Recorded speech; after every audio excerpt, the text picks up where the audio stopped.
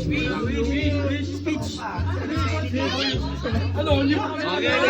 Wish yan. No, I check. Una sa lahat,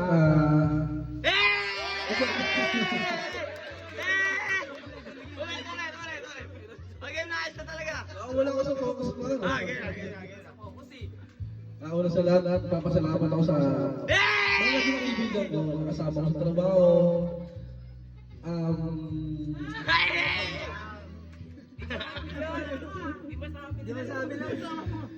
Sa isa din sa asawa ko, yan si Benedict Santiago. Happy birthday, Sel! Yun lang, salamat. Salamat sa pumunta. Malaya!